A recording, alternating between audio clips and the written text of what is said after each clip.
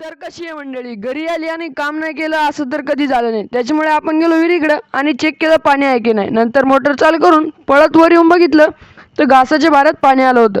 पूर्ण घासाला पाणी भरायचं होतं, त्याच्यामुळं पूर्ण घासाला पाणी भरलं आणि आणि चेक करून बघितलं की आपले बारे पूर्णपणे भरलेले आहेत की नाही. तेवढ्यात मला कळालं की आपल्या तिथे शेणखत भरण्यासाठी JCB आले. मग मी तिकडे गेलो आणि बघितलं की वावरामध्ये ट्रॅक्टर चालले आहेत आणि खत वावरामध्ये टाकणं चालू आहेत.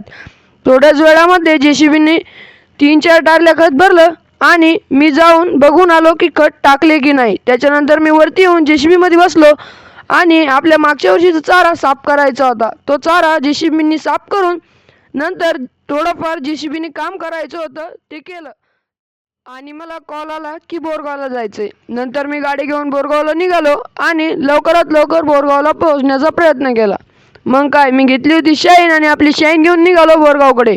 थोड्याच वेळात रस्ता क्रॉस करत आपण आलो बोरगावपाशी. बोरगाववरती आल्याच खूप उन्हातून आलो होतो म्हणून पाणी पिलं आणि त्यानंतर दुकान बंद केली आणि आपण निघालो घरच्या दिशेला आणि आपण घरी येऊन गेलो. आजच्यासाठी